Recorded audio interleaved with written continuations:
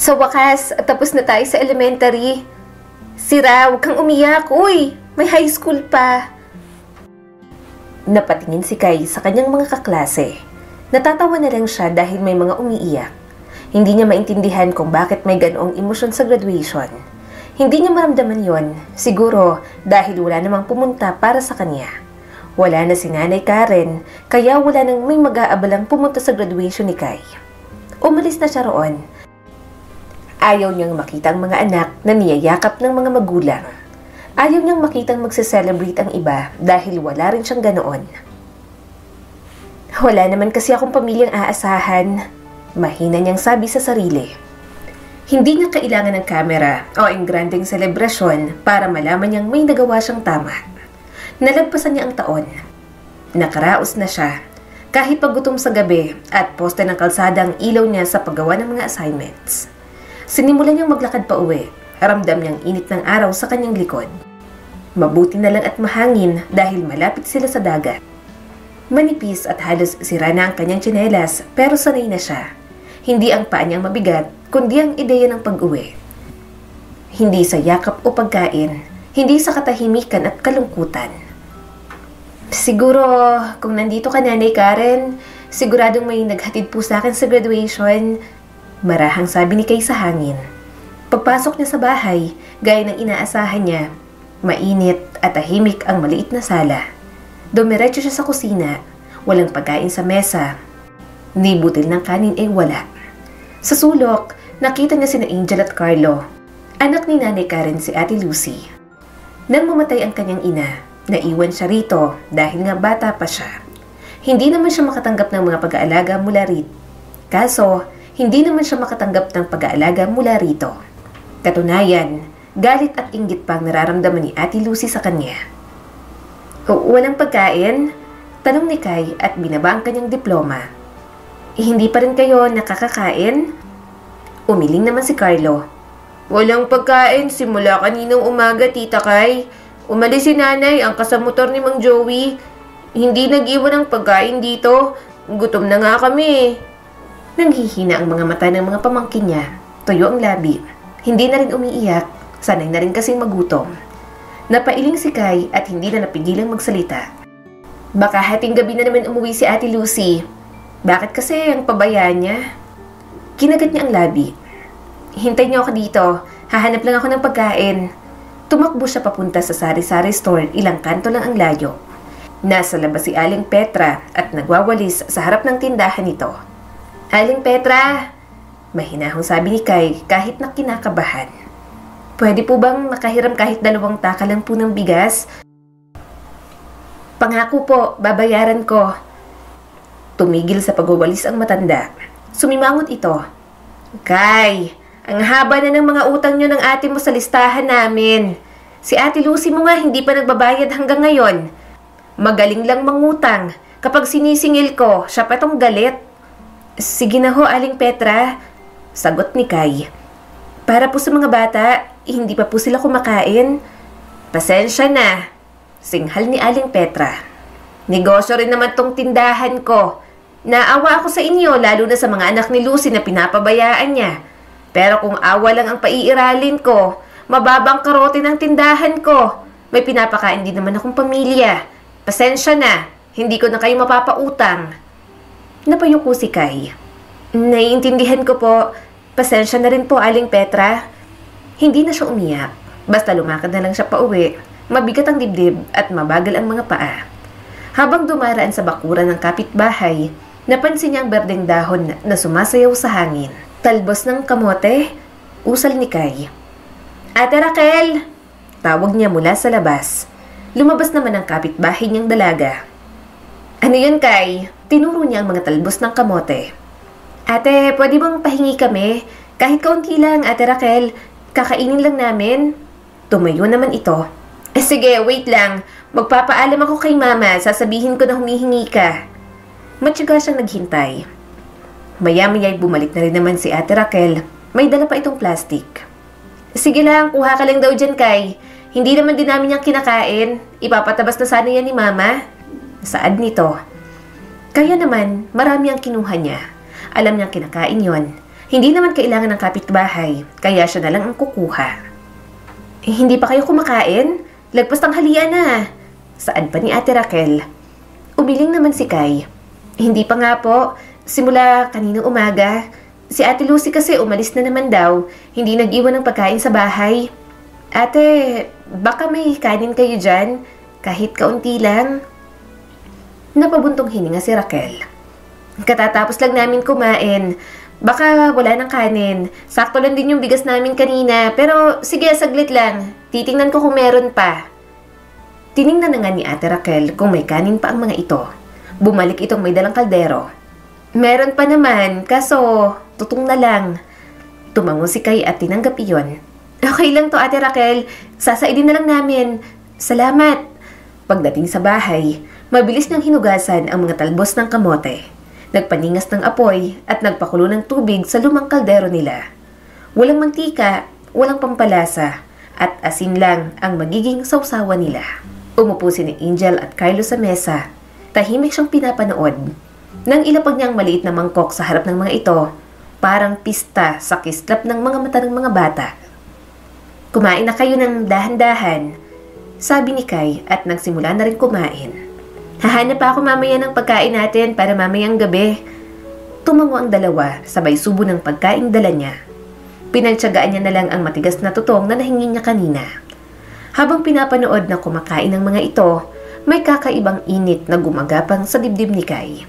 Pagod siya, gutom at mag-isa. Kung buhay lang si Nanay Karen, hindi sila magugutom ng ganoon. Kaya naman, nang sumunod na pasukan, hindi na siya nag-enroll. Hindi niya na muna inisip na mag-aral sa high school kahit alam niyang mahalaga. Naawa kasi siya sa mga pamangkin niya na palaging nagugutom. Mahirap din naman para kay Kai na pumasok na walang laman ng sikmura. Minsan, gusto niyang pagsabihan ang kanyang Ate Lucy. Kung umasta, parang dalagang nakikipag-date kung kani-kanino. Tapos, uuwi na naman buntis at pababayaan na naman ang mga anak. Idagdag pang bisyo nitong sugal, kaya mas lalong hindi iniintindi ang mga anak. Nagdadala naman ang Ate Lucy niya ng pagkain kapag may pera ito. Pero, mas madalas pa rin ang wala. Wala itong pakialam kung hindi kumain sa isang buong araw ang mga bata. Sure ka, gusto mong magtrabaho sa akin? Tanong ni Aling Grace sa kanya. Bata ka pa eh, child labor. Tumango naman si Kai. Hindi po, 14 na po ako at marunong naman po ako maglaba. Kayang-kaya ko rin pong linisan ang mga cottage ninyo, Aling Grace. Sa isla sila nakatira. Noong nakaraang taon lang, binuksan para sa mga turistang beach sa kanila. Kaya ang mga residente na may kaya at may mga sariling bangka, nagpatayo ng mga simpleng cottages para sa mga turista. Walang marangyang hotel na pinapayagang itayo roon, kaya nasa mga residente talaga ang kita. Ang mga turista, kanya-kanyang book na lang. Bawat cottage sa lugar nila, parang mga bahay o kubo na inuupahan lamang. Malayo kasi ang isla at tawid ferry boat pa. Hindi rin gustong i-develop ng sobra para hindi mapabayaan ang natural na ganda ng isla. Oh, sige. Hahayaan kitang magtrabaho sa akin. Tamang-tama dahil peak season ngayon at maraming turista. Bakasyon, kaya't mayat-maya ang pagdating at pag-alis ng mga guests. Pero, papaalalahanan lang kita. Hindi kita mabibigyan ng full-time na trabaho dahil hindi naman palaging may turista. Kapag may mga guests, dun pa lang kita tatawagin para maglinis at mag-attend ng mga kailangan ng mga guests. Tumango naman agad si Kai. Ayos lang po. Basta may kitain lang po ako at may trabaho. Ayos lang po. Oh, siya, sige. Ang gagawin mo lang naman, maglinis ng cottage, palitan ng mga pundat, bedsheet at labhan agad. Tapos kapag may mga guest, kapag may mga kailangan sila, gagawin agad natin. Huwag kang mag-alala, may mga guest na galante at nagbibigay ng tip. Sa'yo na yon at hindi ko nakukunin. Nakangiting sabi ni Aling Grace. Sumilay naman ang ngiti sa kanyang mga labi. Maraming salamat po. Ang bait mo po talaga, Aling Grace. Wala yon. Alam ko nagtatrabaho ka para dyan sa mga anak ng ate mo. Tulong ko na sa inyo. Mabait ka rin naman na bata. Saka hindi ko rin naman masyadong kailangan ng pera. May 2 seaman na ako. Yung isa naman, teacher. Nagaganito lang ako para may magawa sa buhay at hindi manghingi sa mga anak ko. Kwento pa ni Aling Grace sa kanya. Nasisihan siyang marinig ang mga kwento nito. Gusto rin kasi yun ni Kai para sa mga pamangkin niya. Kahit hindi na siya ang mag-aral basta makapagtapos ang mga ito at magkaroon ng magandang buhay. Hindi alam ni Kai pero kahit bata pa lang siya, pinili niyang maging ate at nanay na rin sa kanyang mga pamangkin. Masyado kasi siyang naawa. Isa pa, alam niyang mahal na mahal ni Nanay Karen ang mga apo nito. Pinapahalagahan niya ang mga taong kumupkup sa kanya, kaya iniingatan niya ang mga taong mahal nito. Sa mga lumipas na taon, yun na nga ang naging trabaho ni Kai. Kapag wala namang guests, naghahanap siya kung saan pwedeng maglabada. Kapag wala talaga, tumutulong siya sa paggawa ng mga pamaypay sa mga matatanda. Kahit kaunti, okay na kesa walang kita. Kapag kasi sa bayan siya sumubok maghanap ng trabaho, baka walang tumanggap sa kanya. Hindi naman kasi siya nakapag-high school. Isa pa, masyado ring malayo at lugi lang sa pamasahe. Yung malaki naman ang balutin mo, hirit ni Kai sa nagtitinda ng turon sa kanila. Tumawa naman ang tendera. Oo, ito na. Palagi ka namang nagre-request ng malaki sa akin. Humalakak din si Kai. Syempre, sa mga pamangkin ko yan, gusto kong busog sila habang nag-aaral. Alam mo namang suki na ako ng mga merienda mo rito. Dapat nga may discount na ako. Napailing naman ito at nagdagdag ng isa pang turon sa plastic. Ulirang tita ka dyan sa mga pamangkin mo. Dinagdagan ko na ng isa. Sa'yo yon, kainin mo. Sandali at bibigyan din kita ng sa malamig. Ilalagay ko na sa pitchel. Libre ko na at alam kong gustong-gusto mo ng libre. Ngiti-ngiti naman si Kai at inayos ang nahahanginan yung buhok. The best ka talaga, Ana. Kaya ka blessed na blessed eh. Favorite ka ni Lord. Naniniwala ako ikaw ang unang magiging doktor sa pamilya mo. Sumilay ang ngiti sa mga labi nito. Salamat, Kai. Sana nga at umaasa ang pamilya ko na mapatarpulin ako sa labas ng bahay namin para may pangsupalpal sa mga chismosa dito sa atin. Dati niyang kaklase si Ana noong elementary. Hindi katulad niya, nakakapag-aral ito. May sumusuporta naman kasi dito. Hindi tulad niyang wala. Gayunpaman, tapos na naman siyang manghinayang. Matagal niya nang natanggap ang realidad. Matagal niya nang natanggap na hindi siya magiging isang teacher. Salamat sa merienda, Ana. Aalis na ako. Sa susunod ulit. Saad ni Kai at sinubukang buhatin ang mga lalabhan niya. Kaso, hirap na hirap dahil sa mga pagkaing dala. Nahihirapan ka ba dyan? Tanong ni Ana. Saglit, tawagin ko lang ang kuya ko. Ipabuhat natin yan. Ano ba yan? Mga lalabhan mo? Tumango naman si Kai. Oo, galing kay Ma'am Chona. Puro blanket nga at mabibigat na carpet. Malaki naman ang bayad kaya tinanggap ko na. Yung iba, mga nalabhan ko na. Itong mga natira, sa amin ko nalang lalabhan kasi aalis sila ngayon ng pamilya niya. Huminga ng malalim si Ana. Wala akong masabi sa sipag mo. Ang ganda-ganda mo pa naman pero tingnan mo yung mga kamay mo. Napakagaspang na.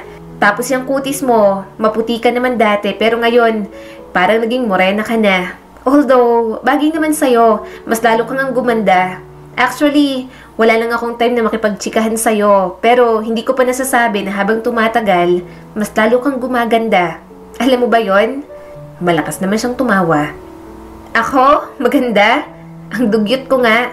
Saka tingnan mo naman tong duster ko, lumang-luma na. Hindi ako maganda. Kapag nakikita ko nga kayo, saka yung mga turista na pumupunta dito, ang gaganda ng mga suot, saka ang gagaling mag-makeup, gandang-ganda ako sa kanila. Napailing si Ana. Huwag mong ikumpara ang ganda mo sa kanila, no? Ang ganda mo. Talagang pang-isla. Ang sexy mo pa. Alam kong hindi ka nagwo-workout, pero siguro, bata ka lang sa trabaho, saka paahon, pasulong ba naman ang papunta sa bahay nyo? Parang workout na rin. Ang haba ng legs mo, malamlam ang mga mata, matangos ang ilong saka pouty lips. Ang ganda pa ng pagka-wavy ng buhok mo. Girl, sobrang ganda mo. Kinontra niya ang sinasabi nito. Magandang mabaho lang siguro, Ana. Matatanggap ko pa. Maganda ka naman talaga, Kai. Singit ng kuya ni Ana at binuhat ang mga lalabhan niya. Crush nga kita, diba? Binatukan naman agad ni Ana ang kapatid nito. Kuya, tigilan mo nga si Kai. Hindi yan katulad ng mga babae mong haliparot. Ang bait-bait niya na. Saka kuyang turing sa'yo niyan. Kilabutan ka nga. Tumawa naman si Kai.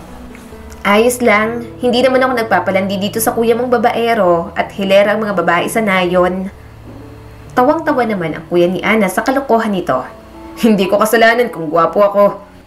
Wala namang mali siya ang ganoong mga biruan. Parang kuya lang din ang tingin niya sa kuya ni Ana. Alam niyang kapatid din ang turing nito sa kanya. Sa kanila naman kasi, wala talagang pumapatol o magtangkang manligaw sa kanya. Sa lugar nila, magkakajowa si Kai kung malindi siya at katulad siya ng mga babae ng kuya ni Ana. Pero hindi naman siya ganoon at alam ng mga tao sa kanila kung gaano siya kaseryoso sa pagbuhay sa kanyang mga pamangkin. Walang nanliligaw sa'yo dito sa atin? Tanong ng kuya ni Ana. Kung meron, ipakilala mo at nang makilatis. Diyan kasi kay Ana, dalawa pa talaga. Ako ang sumasakit ang ulo. Sabi ko, bawal munang maligawan. Umiling naman si Kai. Wala, hindi ko rin tinatanggap. Meron naman, kaso yung mga tricycle driver dyan at mga mangingisda. Hindi naman sa mata pobre ako o mukhang pera. Pero mahirap ng buhay. Gusto ko naman yung lalaki na kaya kong sandalan. Alam mo kasi, ugat din kasi talaga ng problema sa relasyon ng mahirap na buhay tapos wala namang pera. Kaya pagiging practical lang to, Kuya Ray. Tawang-tawa naman ang kuya ni Ana. Ipapakilala kita sa mga kaklase ko. Magsisima naman ngayon. Gusto mo ba? Tumango naman siya kaagad. Oo, ipakilala mo ako. Pwede na sa akin ng seaman basta tanggap ako at hindi matapobre ang pamilya. Kasi alam mo naman, dito sa atin, kapag ganito kadukha, parang sobrang mali na pakasalan ng may kaya. Pero sa kanya, kapag 25 na ako, 20 pa lang ako eh. I-enjoy ko muna ang kabataan ko, saka wala pa akong balak ma-in love. Sa lugar din nila, hindi lang ganda ang mahalaga. Kailangan ay nanggaling din sa maayos na pamilya, may pinag-aralan at talagang matinong babae kung gusto ng matinong relasyon. Elementary lang ang natapos niya, kaya siguro wala ring nagkakagusto sa kanya. Ayaw niya namang pumatol sa kung sino-sino lang. Hindi naman choosy si Kai, sadyang ayaw niya lang magdagdag ng tao magpapahirap palalo sa kanya. Kahit imposible, gusto niya sana ng mayamang mapapangasawa para naman tulungan siyang makaahon sa kahirapan.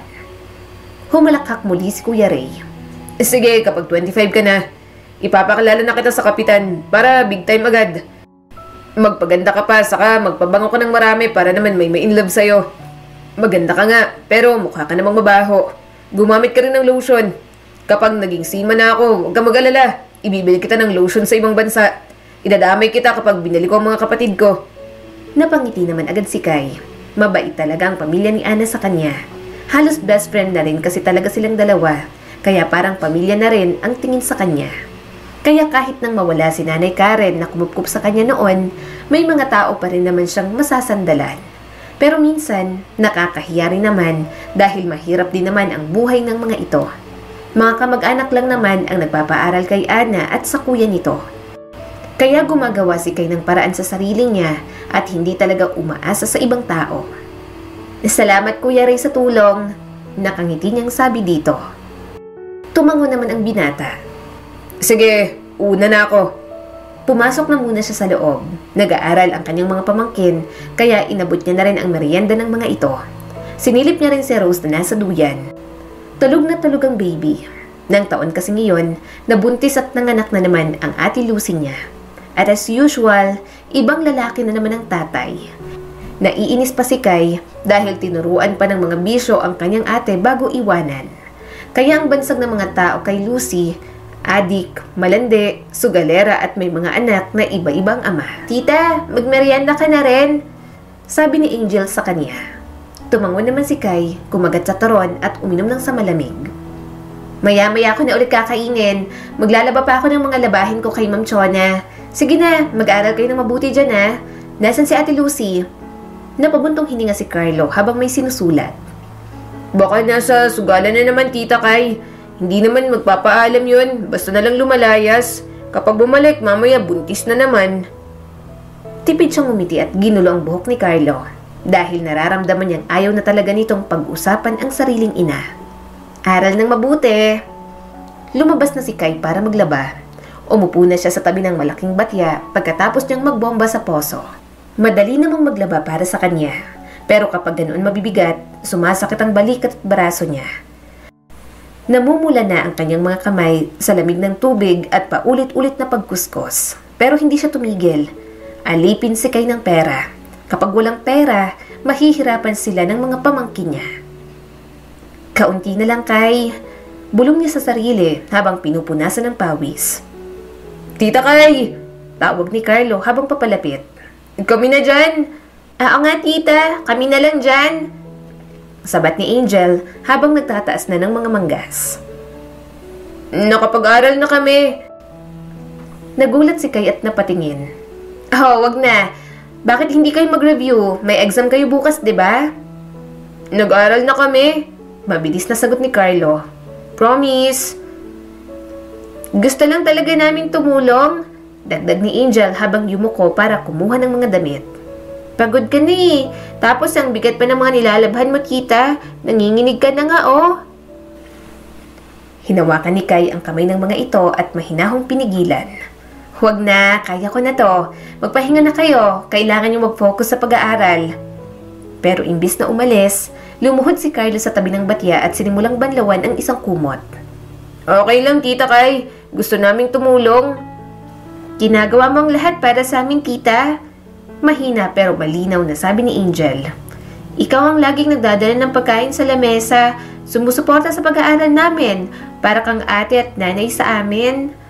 Natigilan si Kay. Hindi siya makapaniwala na magmumula ang mga salitang yon sa mga ito. Masakit pero may kasamang lambing ang kirot sa dibdib niya. Kahit si nanay, hindi naman kami inaalala. Dugtong ni Carlo at nagpatuloy sa pagbabrush. Kahit hindi niya kami mahal tulad ng pagmamahal mo, nagpapasalamat kami na ikaw ang nandyan. Kahit hindi mo kami tunay na mga pamangkin, hindi mo kami pinabayaan at iniwan. Tumulo ang mga luha ni Kay. Anong kadramahan to? Para naman kayong mga siraulo. Mahal na mahal ko kayong tatlo. Mahal na mahal kayo ni Nanay Karen noong nabubuhay pa. Kaya naman pinapahalagahan ko kayo. Kaya ako ginagawa lahat ng to. Gagawin ko ang kahit na ano para sa inyo. Alam niyo namang para sa akin, kahit hindi ko kayo kadugo, pamilya kayo sa akin. Ngumiti si Angel. Hayaan mo naman kaming gawin to para sa'yo. Kahit mga ganitong simpleng bagay lang, tita. Natawa naman si Kay ng mahina. Umiling pero hindi na pinigilan ang mga ito. Sige na nga. Sige. Basta kapag pagod na o may gagawin pa, pwedeng tumigil na kayo dyan. Habang nagtutulungan silang tatlo, tiningnan ni Kay ang mga ito ng may buong pusong pasasalamat. Naiibsa ng pagod niya dahil sa mga ito. Hindi lang sila basta nabubuhay. Magkakasama silang lumalaban sa buhay at kontento na roon si Kay. Pagkatapos maglaba, kumain na rin naman sila kinagabihan. Mahinang tumutunog ang ulan sa bubong habang magkakasalo sila sa hapag. Simpleng hapunan lang ang mayroon sila. Pritong galunggong, kanin at hiniwang kamatis pero malaking bagay na may pagkain sila sa lamesa. Sana naman tumigil ng ulan. Kaninang init, ngayon biglang buhos. Paano matutuyo ang mga nilabhan natin? Sabi ni Kay habang kumakain. Dinagdagan ni Kay ng isang sandok ng kanin ang pinggan ni Carlo. Kumain ka pa. Pupunta ka pa sa laot mamaya, di ba? Salamat, tita Kay. Sagot ni Carlo habang dahan-dahang umumuya. Bahagyang kinabig ni Angel ang braso niya. Ikaw rin, tita Kay. Damihan mo rin ang kain mo kasi palagi kang nagtatrabaho.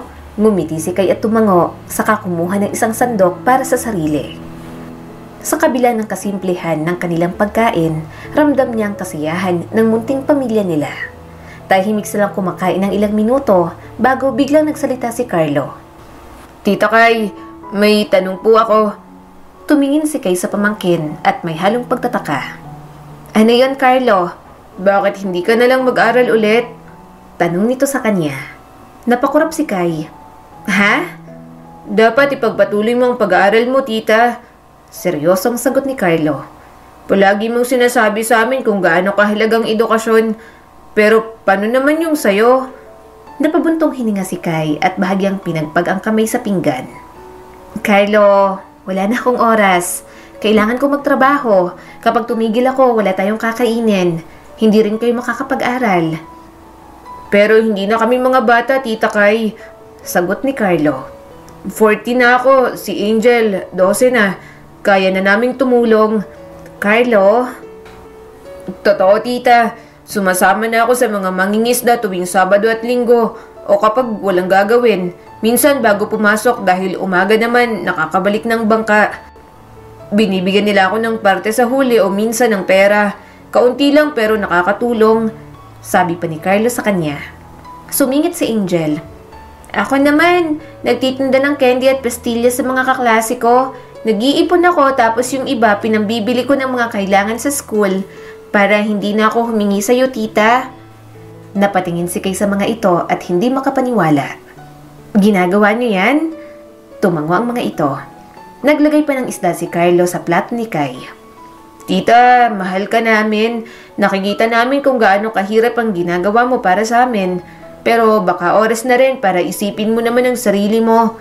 Ang dami mong isinakripisyo. Siguro ngayon, kami naman ang gagawa ng paraan para sa'yo. Hindi agad nakasagot si Kay. Masakit ang dibdib niya pero hindi dahil sa pagod, kundi dahil sa init at pagmamahal na unti-unting bumabalot sa kanyang puso. Mabilis niyang pinunasan ang mga luha at pinilit ngumiti. Kayong dalawa, minor de edad pa kayo. Hindi niyo dapat iniintindi itong mga bagay na to. Alam namin, pero tita, minor de edad ka rin naman nung nagsimulang magtrabaho. Mahina ngunit matatag na sabi ni Carlo. Marunong na rin kaming umunawa. Lumaki na rin kami, tita Kay. Hindi pa naman kami ganap na matatanda. Marunong na kaming tumulong. Hindi na kami yung mga batang hindi alam kung saan kukuha ng pagkain noon. Napatingin si Kay sa plato niya na malamig na ang pagkain. Pero punong-puno ang puso niya. 20 na ako. Nakakahiya nang pumasok sa high school sa edad ko na to. Ngumiti si Carlo. May alternative learning system at tita Kay. Hindi mo na kailangan pumasok sa regular school tulad namin. Pwede kang mag-aral sa sarili mong oras. May mga kaklase nga kami. Yung nanay niya naka-enroll din. Talaga? Tanong ni Kay. Nahihiya pero may halong interes. Oo, tumango si Angel. Sinasabi mo palagi sa amin na huwag susuko, na hindi pa huli para tuparin ang pangarap. Eh bakit hindi mo rin gawin, tita? Natawa si Kay habang tumutulo pa rin ang luha. Umiling siya parang hindi makapaniwala. Ginagamit niya na yung mga payo ko laban sa akin, ha? Ginagamit niyo na yung payo ko laban sa akin, ha? Kung wala ka, tita, hindi rin naman kami magsisikap. Baka naging pariwara kami kung wala ka. Sagot ni Carlo habang nakangiti. Tiningnan ni Kay ang dalawa. At sa unang pagkakataon matapos ang matagal na panahon, pinayagan niyang mangarap muli. Hindi bilang tagapagtustos lang, kundi bilang estudyante rin. Isang taong may karapatang umasa sa magandang buhay na kanyang bubuuin. Sige, sa wakas ay nasabi ni Kay. Mag-aaral ako, mag-e-enroll ako. Sa gabing yon, habang banayad ang pagbuhos ng ulan sa labas, magkakalapit silang tatlo. Mas magaan ang puso kaysa dati. Sa unang pagkakataon, hindi lang tagapagsustento si Kay. Isa siyang taong minamahal, pinapahalagahan at inaasahang muling bumangon. Tita Kay, tumatawag si Aling Grace, sabi sa kanya ni Angel. Kinuha niya naman agad ang cellphone nito. Hello Aling Grace, napatawag po kayo. May guest po ba? Kay, sabi ni Aling Grace mula sa kabilang linya. Oo, may guest. Saka mukhang big time to na gusto lang mag-solo trip at ma-experience ang mga local cottages. May trabaho ka sa loob ng 3 buwan. Kasi itong guest natin, nag-book siya ng staycation sa loob ng 3 buwan. Kaya ikaw ang mag-aasikaso sa mga pangangailangan niya. Malaki rin magbayad, kaya sigurado akong makakalaki ka ng tip. Tapos, sa susunod na linggo, may 3 guest din. Sunod-sunod at pamilya. Nakakapagod pero kita pa rin, kaya pumunta ka na rito bukas at maghahanda na tayo. Pero sa mga pagpapalit lang ng bedsheet at linis. Kasi doon kita i-assign sa guest nating magtatagal. May mga iba pang magpapabook sa ibang cottage. Ako na lang naman ang mag-aasikaso ron sa ang asawa ko.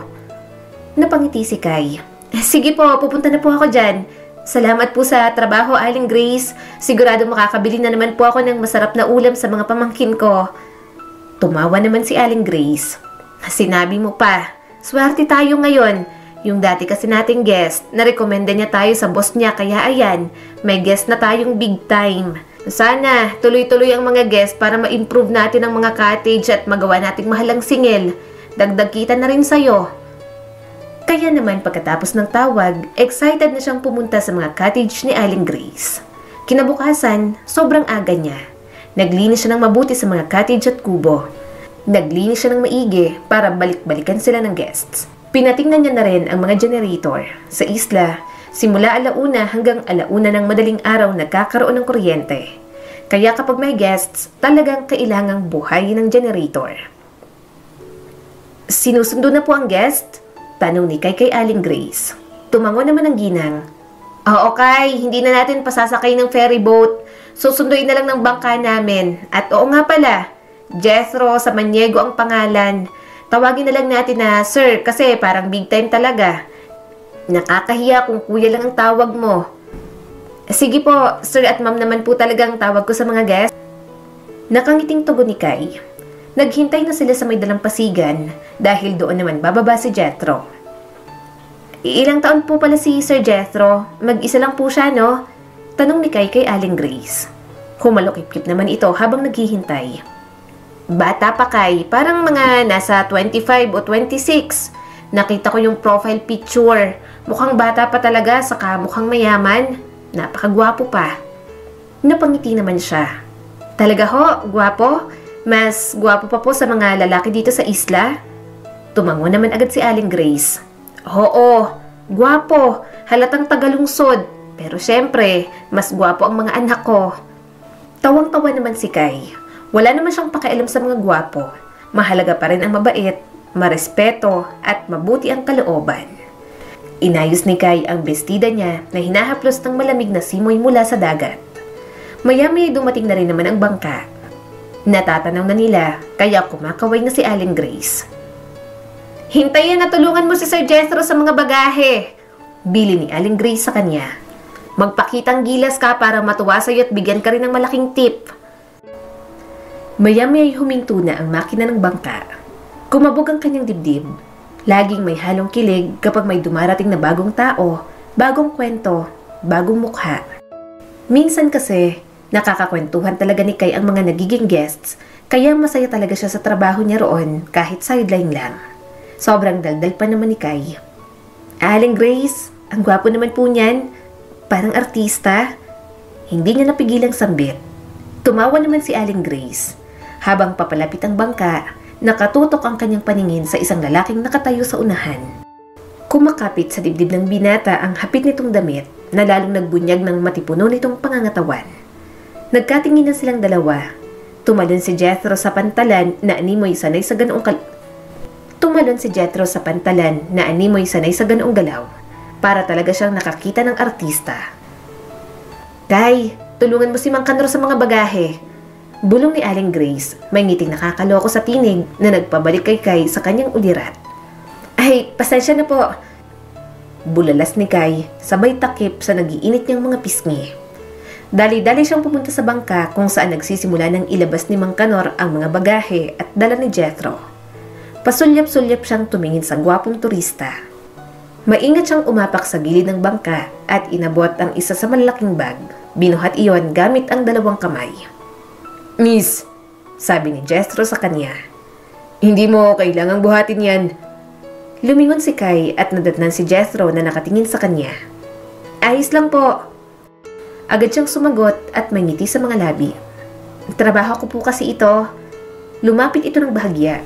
Babae ka, ako na lang ang magdadala niyan. Humigpit ang hawak ni Kai sa bag. Sanay na po ako rito. Lagi naman po akong tumutulong sa mga turista dito sa isla.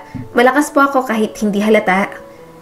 Tinitigan siya ni Jethro. Tila binabasa ang kanyang mukha kung seryoso siya. Nagsimula na siyang maglakad pabalik sa pantalan habang bahagyang sumasayad ang bag sa kanyang balakang. Sumunod naman si Jethro. Tila handang saluhin siya kung kinakailangan. Okay lang naman sa akin na ako magbubuhat. Muling sabi ni Jethro. Alam ko po. Sagot ni Kai at bahagyang lumingon.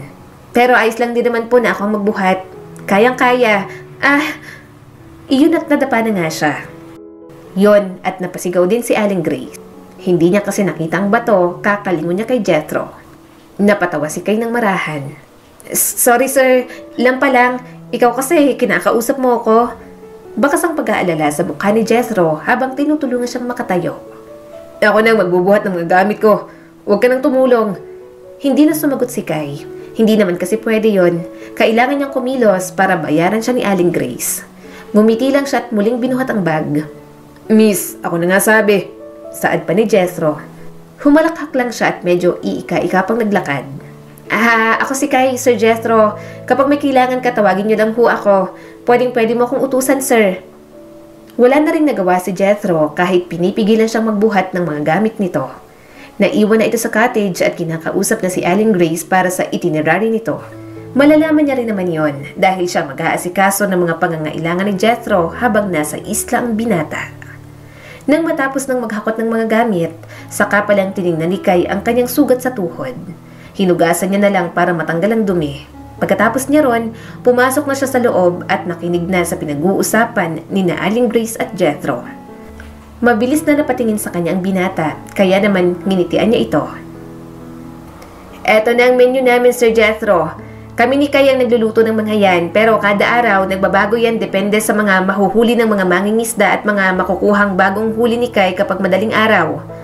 Nakangiting sabi ni Aling Grace. Tiningnan ni Jethro ang menu, pero pabalik-balik naman ang tingin nito sa kanya. Hindi ako mapakali pero gamutin mo yung sugat mo. Nakita kitang hinugasan lang yan kanina. Mas mabuti kung gagamutin mo yan para hindi magkaroon ng infection. Umawang ang bibig ni Kai. Sige sir, gagamutin ko to mamaya. Tumingin sa kanya si Aling Grace. Nagkasugat ka, Kai? Magpapabili ako kay Manong Kanor ng gamot para dyan. May kinuhang first aid kit si Jethro mula sa bag nito. Eto na lang ang gamitin mo at gamutin mo na ngayon. Huwag mo nang patagalin. Nadapa ka dahil sa pagbuhat ng mga gamit ko kaya gamutin mo na yan. Hindi ako mapapanatag na hinugasan mo lang yung sugat mo. Nahihiya niyang tinanggap ang first aid kit. Salamat sir.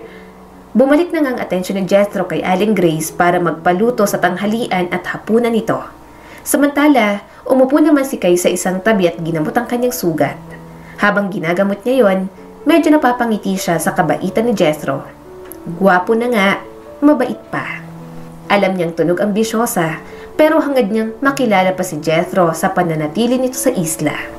Hindi kayo maniniwala kung sinong nagstay sa cottage ni Aling Grace ngayon. Masiglang sabi ni Kai. Halos tumatalo ng boses sa tuwa. Sino tita? Tanong ni Angel at agad na lumapit.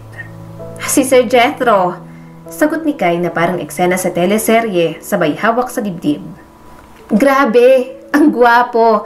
Parang artista. Yung tipong pang pelikula talaga. At yung pananamit niya, halatang mayaman.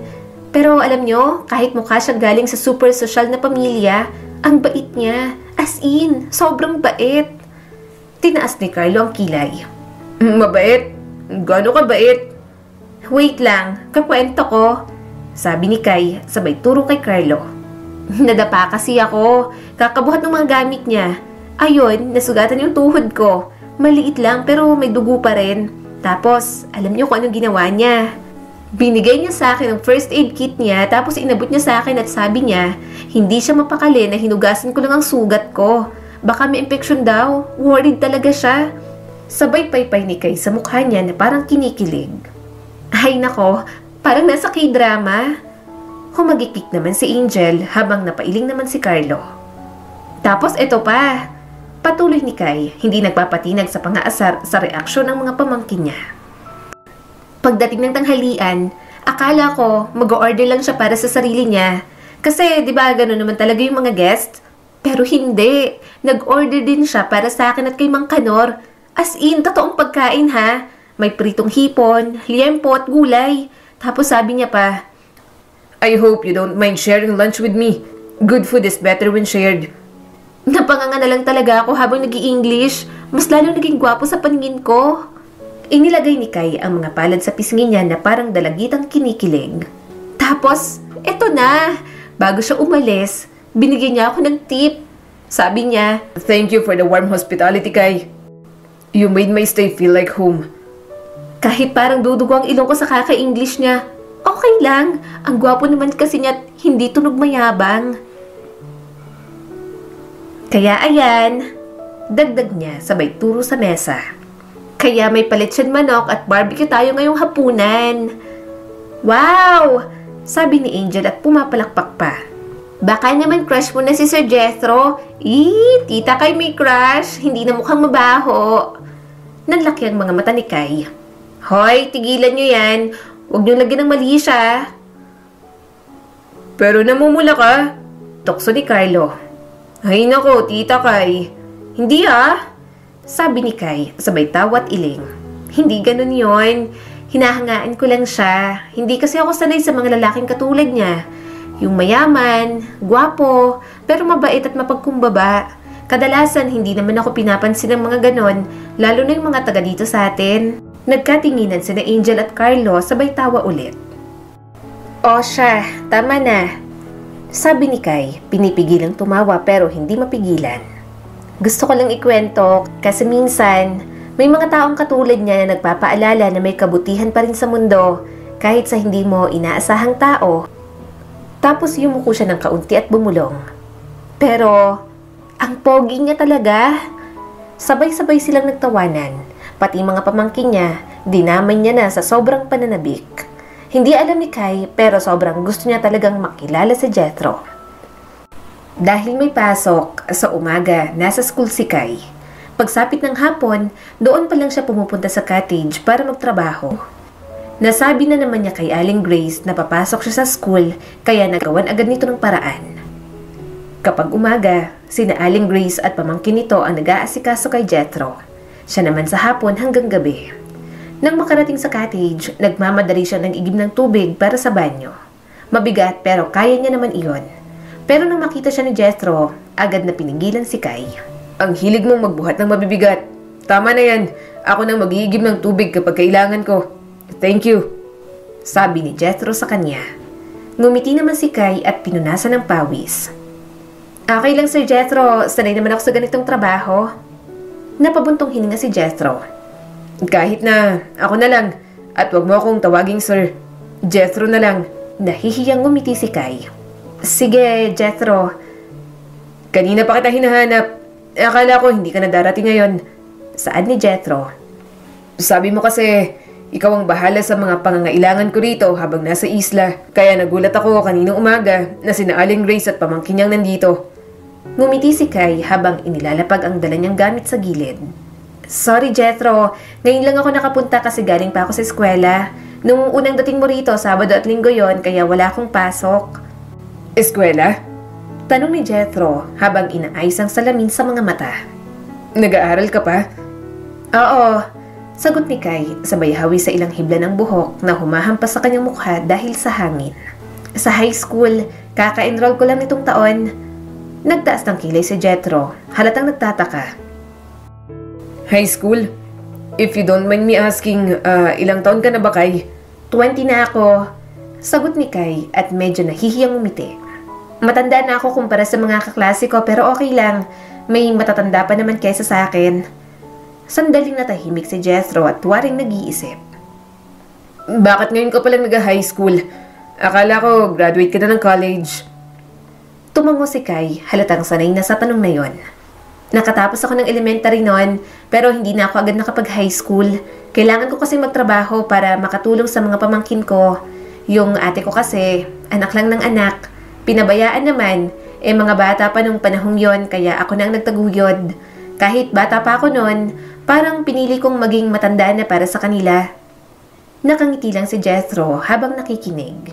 Hindi ito nagsalita agad, kaya nagpatuloy si Kay.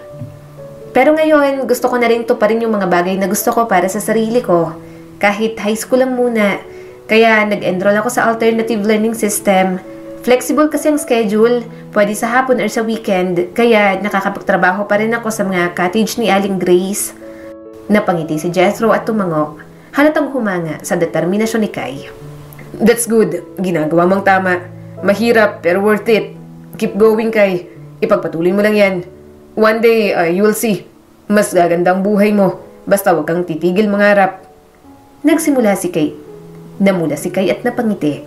Hindi niya inaasahan na may isang tulad ni Jethro na magbibigay sa kanya ng ganoong klaseng suporta. Salamat, Jethro. Sabi niya at bahagyang yumuko bilang paggalang. Minsan kasi, nakakahiya na parang ang tanda ko na tapos doon lang ako nagsisimula ulit. Pero ngayon, nai-inspire ako lalo. Walang hiya-hiya, sagot ni Jethro. Iba-iba tayo ng panahon, ng takbo ng buhay. Ang mahalaga'y sumusulong ka at ginagawa mo na ngayon. Tumango si Kay, ramdam ang bigat ng mga salitang iyon. Kinuha niyang pamunas at nagsimulang linisan ang mesa sa veranda. Pero ang puso niya ay mas magaan na. Ang simpleng hapon na yon, sa isang simpleng usapan, ay tila may malaking epekto sa kanyang panibagong simula. Tuwing Sabado at Linggo, sinasamahan ni Kay si Jethro sa mga aktibidad nito sa isla. Siya ang tagasama, tagagabay at minsan ay tagakuha pa ng mga litrato habang ito ay nag-snorkeling, island hopping at nagsiswimming sa tabing dagat. Sa simula, iniisip ni Kay na trabaho lang ang lahat ng yon. Pero habang tumatagal, parang nagiging masaya na rin siyang kasama si Jethro. Hindi lang dahil mabait ito, kundi dahil may kung anong katahimikan sa presensya nito na hindi niya maipaliwanag. Alam mo, dapat sumama ka rin sa paglalangoy, sabi ni Jethro. Medyo boring kasi na ako lang mag-isa. Wala rin akong kilala sa mga ibang turista dito. Napakunot ang noo ni Kay. Nako Jethro, nakakahiya. Baka sabihin ng iba. Wala namang masama. Putol ni Jethro at pumiti pa lalo. Let's just enjoy the beach. Halika na. Nag-aalinlangan man, napapayag din si Kay. Hindi na siya nagtanggal ng bestida. Hindi naman siya sanay magbikini lang katulad ng ibang turista. Dahan-dahan siyang lumusong sa tubig, kaya napangiti si Jethro. Marunong ka bang lumungoy sa malalim? Tanong ni Jethro habang sinusuklay ang basa nitong buhok. Oo naman, sagot ni Kay sabay tawa. Taga-isla ako, dito ako lumaki. Nagtawanan silang dalawa habang lumalangoy sa malakristal na dagat. Para silang mga batang walang iniintinding problema. Si Kay ay bihasa sa tubig, gumagalaw na parang isda, habang si Jethro naman ay natutuwang pinapanood siya. Matapos ang ilang oras ng swimming, naupo sila sa ilalim ng lilim ng isang puno at inilabas ang kanilang baong pagkain. Si Jethro ang nag-imbita na sabayan ito sa tanghalian, kaya hindi na makatanggi si Kay. Ang tahimik, sabi ni Jethro habang kumakain at tumitingin sa karagatan. Gusto ko dito, peaceful, parang for once, nagkaroon ng kapayapaan sa kalooban ko. Tumingin si Kay sa binata. Ganyan talaga dito, tahimik, walang traffic, maganda dito, pero maganda rin ba sa Maynila? Tumango si Jethro. Maganda rin naman sa Maynila, masaya rin pero minsan nakakapagod, lalo na kapag nagtatrabaho ka. Laging may hinahabol, laging may kailangang gawin. Hindi katulad dito, tahimik, nature lang, hangin, tubig, araw. Nag-isip si Kay saglit, tapos sabay tanong. Bakit mo dito naisipan mag-staycation? Ang simple ng mga cottage dito sa lugar namin. Hindi ka ba sanay sa hotel o mas magarabong lugar? Alam ko naman na mayaman ka kahit hindi mo sabihin. Napangiti si Jethro. Pinili ko tong lugar na to kasi wala masyadong tao. Hindi crowded, saka malayo sa hometown ko. Gusto ko lang magtago. Magtago? Nagtatakang tanong ni Kay. Kanino ka naman po nagtatago? Sa totoo lang, sagot ni Jethro at napabuntong hininga. Sa sarili kong mundo, sa trabaho, sa mga problema, sa komplikadong buhay. Tahimik si Kay ng ilang segundo. Hindi niya ganap na nauunawaan ang pinagdadaanan ng binata, pero alam niyang totoo ang pagod sa boses nito. Hindi ko alam kung gaano kabigat yung mga pinagdadaanan mo, sabi ni Kay pagkatapos kumurot sa inihaw na isda. Pero ang alam ko, lahat tayo may problema. Walang katapusan minsan, pero okay lang na magpahinga, magtago, maglakad sa tabing dagat, maligo sa dagat. Pero pagkatapos niyan, harapin pa rin. Kasi walang ibang magsosolve nun kundi tayo rin. Kapag iniwan lang, mananatiling problema pa rin. Tumingin si Jethro sa kanya at tila natigilan. Salamat Kay. Nagpatuloy sila sa pagkain habang ang araw ay unti-unting bumababa. Sa dalang kapayapaan ng isla, dalawang magkaibang buhay ang pansamantalang nagtagpo. Lumipas ang mga buwan at unti-unting naging malapit si Kay kay Jethro. Mula sa simpleng tagagabay at tagasama sa mga aktibidad tuwing weekends, naging kaibigan niya na ito. At higit pa roon, parang naging bahagi na rin ng araw-araw niyang mundo. Marami silang napag-uusapan mula sa simpleng hilig sa pagkain, musika, hanggang sa mga pangarap na pilit iniiwasan dahil sa realidad.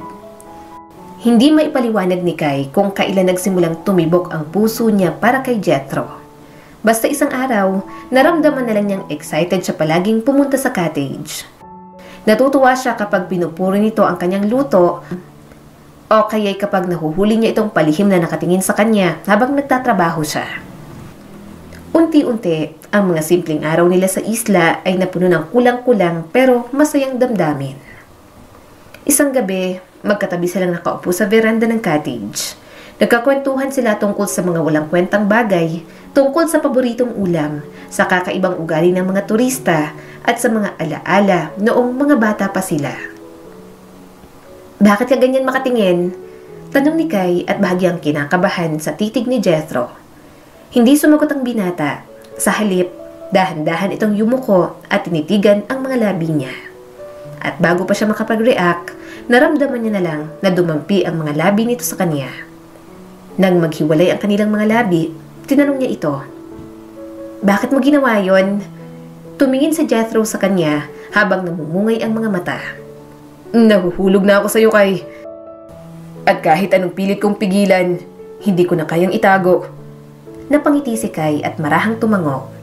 Ako rin. Hindi ko rin alam kung kailan nagsimula pero nararamdaman ko na rin ang nararamdaman mo. Muling nagtagpo ang kanilang mga labi.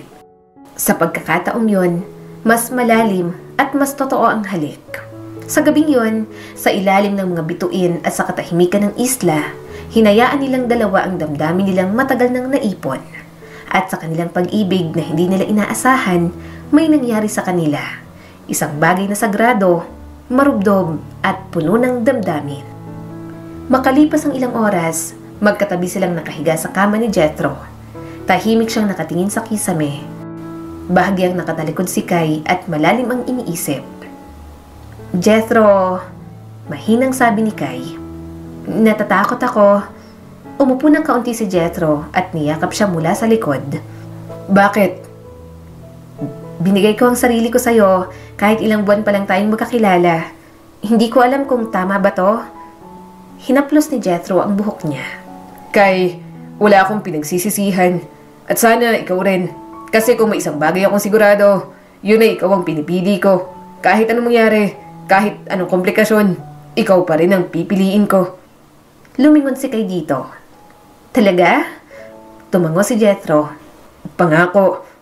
Ngumiti si Kai. Ramdam na ramdam ang pagkalma ng puso niya. Sa gitna ng takot at pangamba, may init at seguridad siyang nararamdaman sa yakap ni Jethro. At sa gabing yon, dalawang puso ang nagtagpo sa pag-ibig na totoo. Gayunpaman, hanggang kailan na siya pasasakayin sa katotohanan iyon, na parang isang panaginip. Wow, ang ganda mo naman, Tita Kai! Nakangiting sabi ni Angel.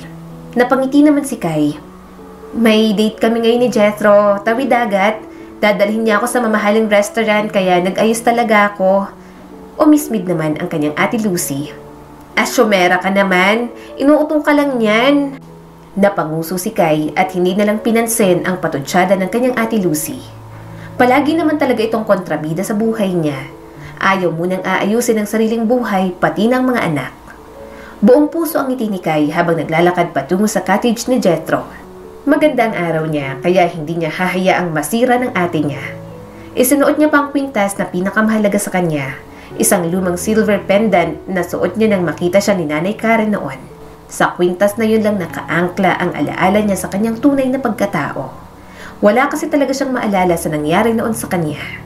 Habang papalapit siya sa cottage, napansin niyang bukas ang pinto.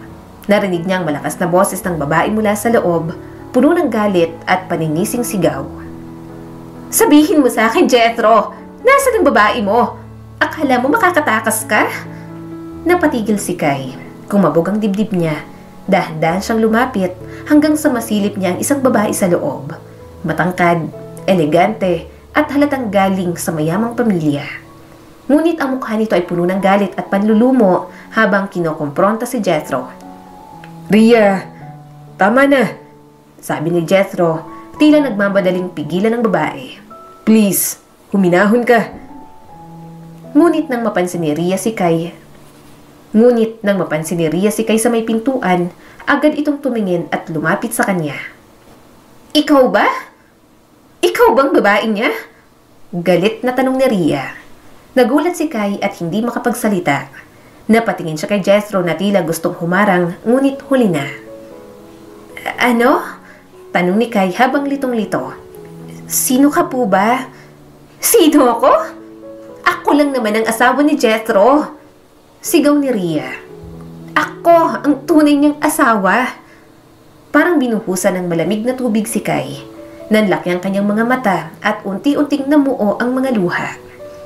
Hindi ko alam. Wala po akong alam. Hindi nakinig si Rhea. Sa halip, sinampal pa siya ng malakas. Walang hiya kang babae. Inahas mong asawa ko. Kabit ka. Hindi ko akalaing ipagpapalit ako ni Jethro sa isang cheap na katulad mo. Rhea, tama na! Sigaw ni Jethro at pumagit na sa kanila. Ngunit bayolente si Rhea at tinangkang hatakin si Kai sa buhok. Napaluhod si Kai sa gulat at sakit. Pero bago pa siya tuluyang makatakbo, nahawakan ni Rhea ang kanyang kwintas at aksidenteng natanggal yon sa kanyang leeg. Akin yan! Sigaw ni Kai, pilit na inaabot ang kwintas. Pakibalik! Yan na lang ang tanging alaala ko sa pagkatao ko. Ngunit si Rhea ay tila nabigla at parang nabingi sa mga salita niya. Nang makita nito ng malinaw ang pendant, matagal itong natulala habang sunod-sunod na tumulo ang mga luha. Hawak-hawak nito yun sa palad at dahan-dahang lumamlam ang galit sa mga mata. Saan mo nakuha to? Mahina ngunit matalim na tanong ni Rhea. Sagutin mo ako! Saan mo nakuha ang kwintas na to? Matagal na sa akin yan. Sagot ni Kai habang naluluha. Bata pa lang ako, suot ko na yan. Nawawala ako noon at nakita ko ni Nanay Karen. Inampo niya ako. Wala na akong ibang maalala kundi ang kwintas. Akin na. Unti-unting lumuha si Rhea. Napaupo ito sa gilid ng kama. Hawak pa rin ang pendant. Para itong nawalan ng lakas at biglang humagulgul ng iyak. Hindi ko alam. Bulong nito pagkatapos ay biglang sinampal si Jethro. Bakit siya pa? Bakit? Rhea! Mahinang sagot ni Jethro, tila hindi rin alam ang sagot. Napatitig lang si Kai sa dalawa.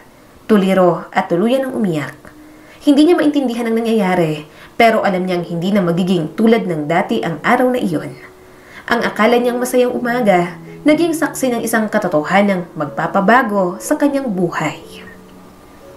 Tumakbo si Kai palabas ng cottage. Pinagtinginan siya ng mga taong nakarinig at nakasaksi ng lahat. Pakiramdam ni Kai, hubad siyang tumatakbo. Siguradong huhusgahan na siya na isang malandi, kabit, isang babaeng pumatol sa may asawa na. Kai! Kai, sandali lang! Sigaw ni Jethro mula sa likuran. Hinahabol siya habang humihingal. Please, pakinggan mo ako. Huminto si Kai sa gitna ng bakanteng daan. Galit, lungkot at pagkadismaya ang bumalot sa kanyang mukha. Humarap siya kay Jethro at sinampal niya ito ng malakas. Halos marinig ang echo ng sampal sa katahimikan ng paligid. Niloko mo ko! Sigaw ni Kai habang patuloy sa pag-iyak. Ginawa mo kong uto-uto! Bakit hindi mo sinabi sa akin? May asawa ka na pala! Hawak ni Jethro ang pisngi, ngunit hindi ito umiwas sa galit niya. Sa halip, nakita niyang umagos din ang mga luha nito. Kai, I'm sorry. Please, gusto kong sabihin sa'yo, pero hindi ko alam kung paano. Mahal kita at ito lang ang totoong alam ko. Hindi ko kailangan ng pagmamahal na may kasinungalingan. Bulyaw ni Kai sa lalaki. Anong akala mo sa akin? Okay lang maging kabit? Masaya ako habang nililihim mo ako sa asawa mo? Kai, please. Nagmamakaawa si Jethro. Hindi ko mahal si Rhea. Ni minsan hindi ko siya minahal. Pinilit lang ako ng pamilya ko na pakasalan siya dahil sa negosyo. Dahil sa company namin na pabagsak na. Pero wala akong nararamdaman para sa kanya. Lahat ng pagmamahal ko, nasa iyo lang. Please, maniwala ka. Ano ngayon kung hindi mo siya mahal? Sigaw ni Kai at nanginginig sa sakit. Ako pa rin ang naging kabit. Ako pa rin ang babaeng pinatulad mo kahit alam mong mali. Lahat ng sinabi mo, lahat ng sandali natin, puro kasinungalingan lang. Hindi, Kai. Lahat ng yun totoo. Lahat ng halakhak natin, bawat yakap, bawat halik, totoo yun. Mahal kita, Kai. Hindi mo ba nararamdaman yun? Please, huwag mo kong iwan. Lalaban ako para sa'yo. Kahit isuko ko pa ang lahat, ikaw ang pipiliin ko. Tiningnan ni Kai si Jethro. Puno ng luha ang mga mata. Ilang segundo siyang natahimik. Parang may bahagi sa puso niya na gustong maniwala. Gustong yakapin ang lalaking nasa harap niya at kalimutan ang lahat. Pero mas malaki ang sakit, mas matindi ang pagkabigo. "Wala na, Jethro," sabi ni Kai at puno ng puot ang boses. "Hindi ako siraulo. Hindi ko hahayaang lokohin mo ko ulit. Hindi ako babae na itatago mo habang nakatali ka sa iba. Huwag ka nang magpakita sa akin ulit." At bago pa muling makalapit si Jethro, itinulak na siya ni Kai palayo. Isang huling patak ng luha at tumalikod na siya. Iniwan niya ang lalaking minsang nagpangiti sa kanya na ngayon ay dahilan ng pagkawasak ng puso niya. Pagkatapos ng araw na yon, hindi niya na alam kung ano ang nangyari kina Jethro at Rhea. Wala na siyang pakialam. Ang inaalala niya ang tingin ng mga tao sa kanya. Laman na siya ng usap-usapan at hindi niya yun mapigilan. Dinadamayan na lang siya ng kanyang mga pamangkin kaya kahit papaano, kinakaya pa rin ni Kai. Pero isang katotohanan ang magpapabago sa takbo ng kanilang mga buhay. Maagang nagising si Kai isang umaga. Kakaiba ang katahimikan sa paligid, tila may paparating na hindi niya maipaliwanag. Habang inaayos niya ang mesa para sa agahan, may kumatok sa pinto. Inasahan niyang si Aling Grace lang yon o baka isa sa mga kapitbahay. Pero pagbungad niya sa pintuan, natigilan siya sa gulat. Nasa harap niya si Rhea, ang babaeng galit na nanampal at nanakit sa kanya ilang araw lang ang nakakaraan. Ngunit sa pagkakataong yon, tahimik si Rhea at walang galit sa mukha nito. Kasama nito ang dalawang hindi pamilyar na matanda na mukhang mayaman. "Anong ginagawa niyo rito?" tanong ni Kai, bakas ang kaba at pagkagulat sa boses niya. "Anong kailangan niyo sa akin?" Bago pa man makapagsalita si Rhea, lumapit ang dalawang matanda at bigla siyang niyakap ng mahigpit. Para siyang nanigas, hindi alam ang gagawin. Ang init ng yakap ay may halong emosyon na hindi niya maipaliwanag. Parang may ugnayang hindi niya maintindihan. "Anak?" bulong ng babae sa kanya habang humihikbi. "Lorraine." Napaatras si Kai at itinulak ng mahinahon ang mga matatanda. "Sino po kayo?" halos pabulong niyang tanong. "Bakit niyo ko tinatawag na Lorraine?" Lumapit si Rhea at may inabot sa kanya. Agad niyang nakilala ang bagay na yon, ang kanyang kwintas. Ang kwintas na matagal niyang iniingatan at tanging alaala sa kanyang nakaraan. Ito, Sabi ng matandang lalaki sa kanya at tinuturo ang kwintas. ito ang suot ng anak namin nung nawala siya ilang taon nang nakakalipas. Isinusuot niya to araw-araw. At nang sinabi ni Rhea na nakita niya to sa'yo, hindi kami makapaniwala. Sa tagal na panahon na hinanap ka namin, halos nawala na kami ng pag-asa. "Nang makita namin to," dagdag ng matandang babae, "alam naming may pag-asa pa at nang makita ka namin ngayon." Tumigil ito at pinunasan ng mga luha. "Anak, gusto lang naming malaman kung ikaw nga si Lorraine. Gusto naming magpa-DNA test. Kahit maliit lang ang posibilidad, gusto naming malaman ng totoo." Hindi nakapagsalita si Kai. Para siyang nabingi. Lumingon siya kay Rhea at mas lalo siyang nayanig. Bakit kasama ng mga ito si Rhea? Paano kung magkapatid talaga sila? Kung ako nga ang anak ninyo," mahinang sabi ni Kai. "Ibig sabihin, magkapatid kami ni Rhea?" Tumango si Rhea, walang bakas ng galit sa mukha nito. "Posible. Hindi ko matatanggap yan," sabi ni Kai habang umaatras. "Paano kung totoo? Paano kung ako nga si Lorraine? Mas lalo akong hindi makakatingin sa inyo. Sa'yo." Tumingin siya sa mga magulang ni Rhea o posibleng maging magulang din niya. At nakita niyang walang kamuwang-muwang ang mga ito sa nangyari sa kanila ni Jethro. Walang bahid ng galit, wala ring ideya ang mga ito kung anong sugat ang iniwan niya sa puso ni Rhea. "Hindi ko alam kung kaya ko," mahina niyang sambit. "Kung totoo man, hindi ko alam kung mapapatawad ko ang sarili ko." Lumapit ang matandang babae at dahan-dahang hinaplos ang kanyang likod.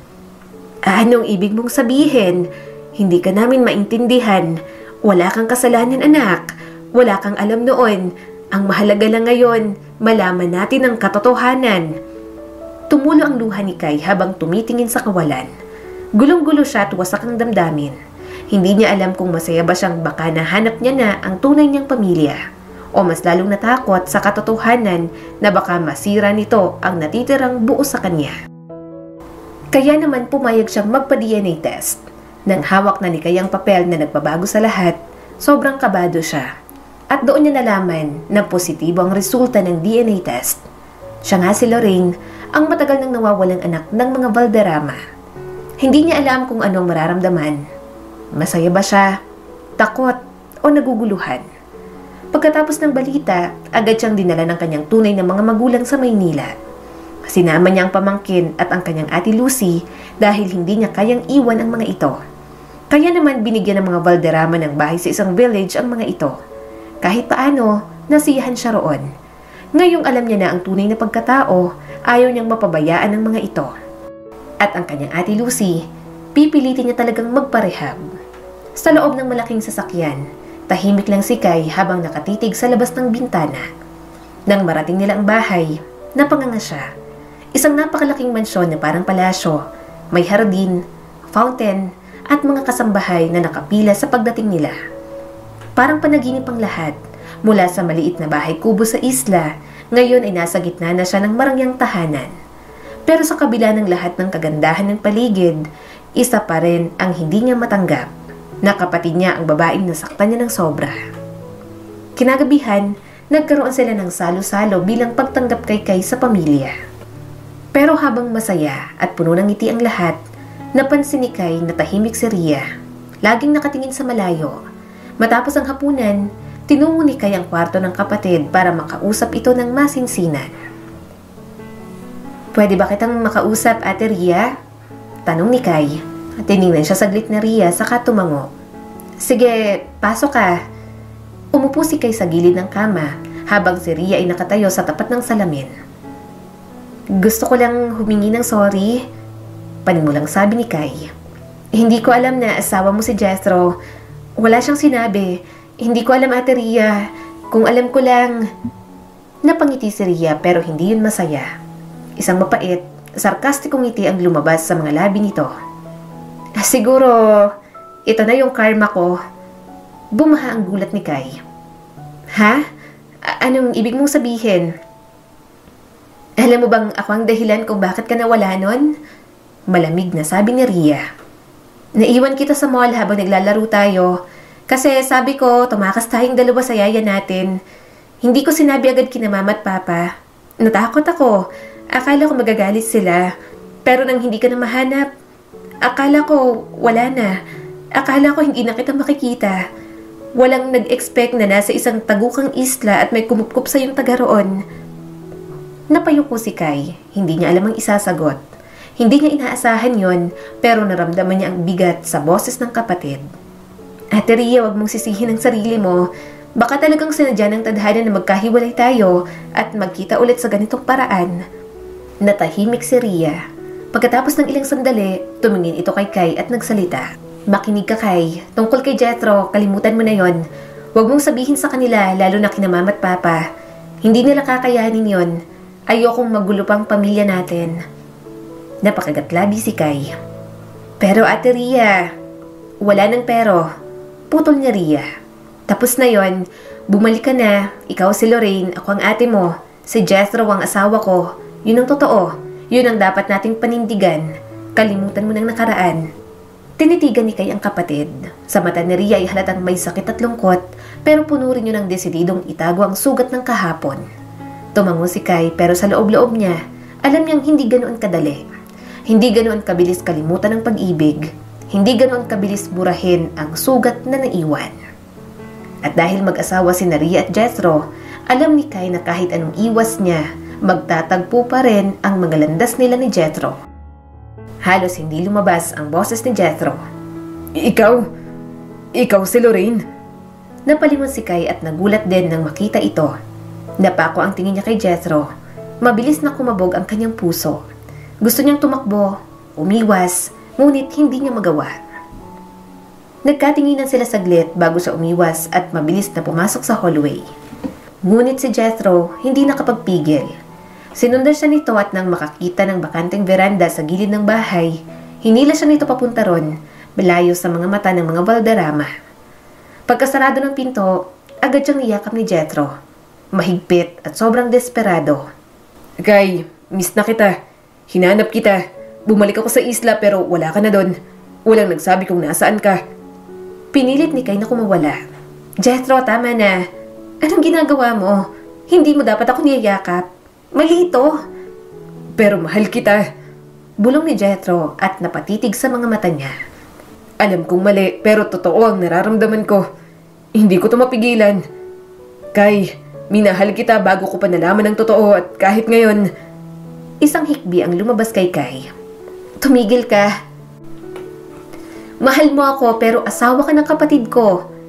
Ang kapatid ko na hindi ko man lang alam noon na kapatid ko pala. Mahal pa rin kita. Ulit ni Jethro habang mas mahigpit ang pagkakahawak sa kanya. At alam kong mahal mo pa rin ako. Tiningnan ni Kai si Jethro habang nanlulumo ang puso. Oo, mahal pa rin kita.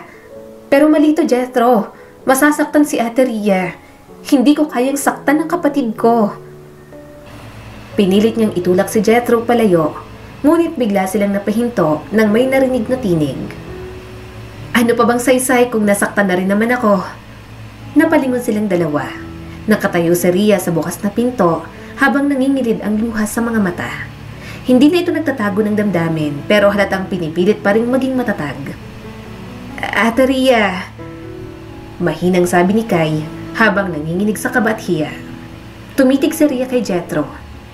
Hindi ko kayo sisisihin. Kaya Jethro, makinig ka. Magpa-file ako ng annulment. Ano? Sabay nilang nasambit. Gusto kong maging masaya kayong dalawa, sabi ni Rhea at tuluyang tumulo ang luha. Malinaw na mahal niyo ang isa't isa at pagod na akong habulin ng isang lalaking hindi ako kayang mahalin. Lumuha si Kai at agad na lumapit sa kapatid. Ate Rhea, please, wag, kasalanan ko to. Sinira ko ang pagsasama niyo. Ako ang mali. Ako ang dapat lumayo. Patawarin mo ako.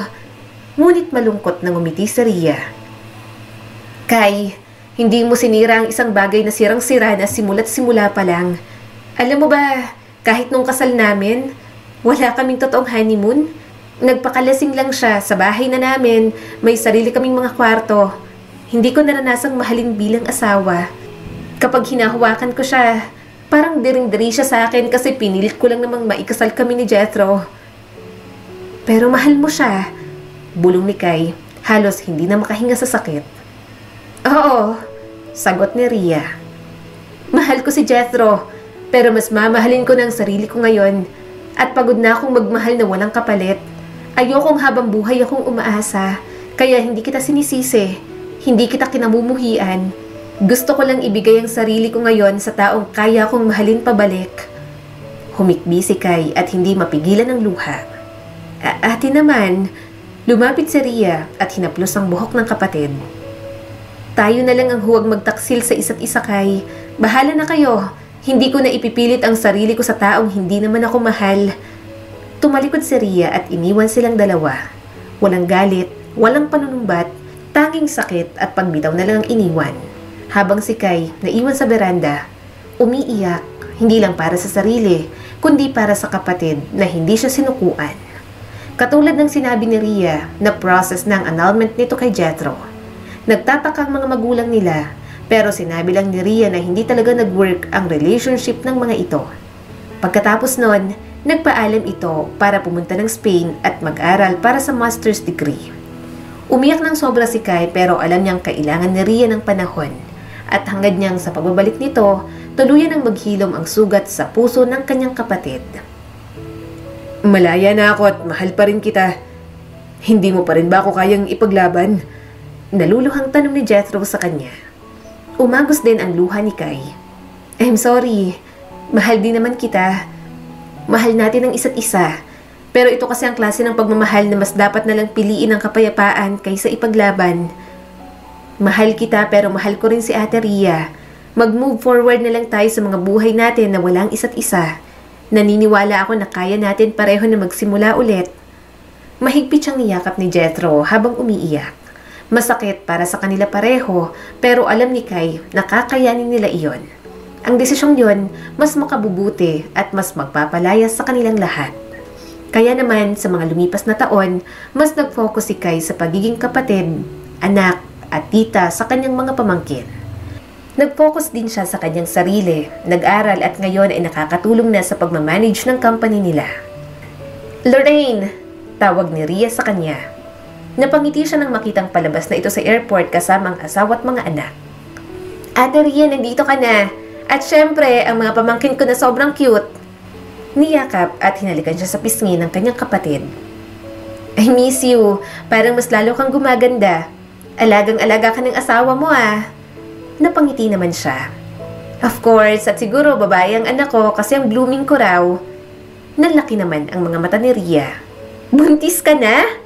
Wow, congratulations! Tumawa naman siya. Oo, Ate Rhea, after 3 years of waiting, nakabuo na kami ni Ray. Nagpa-check up na ako kay Doktora Ana just to make sure. May baby shower pa. Nagprepare na rin si Ate Lucy at Angel saka para mapauwi rin ng pamangkin kong si Carlo at talagang nilumot na sa barko. Tumawa naman ang kanyang kapatid. Sa mga nakalipas na taon, mas naging masaya at buo ang pagkatao ni Kai. Kasundo niya rin ang ate niyang si Lucy na okay na pagkatapos sa rehabilitation center. Nakapag-asawa rin ito ng lalaking talagang sumeryoso rito, inalagaan at bumabawi na rin sa mga anak. Nagkaroon na rin si Kai ng asawa.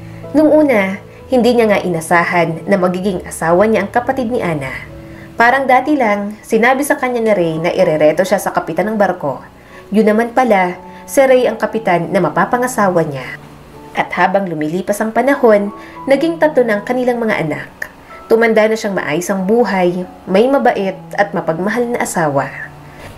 Kaya ngayon, susuportahan niya ang panganay nilang anak na si Tristan na ready to settle down na sa fiancé nito.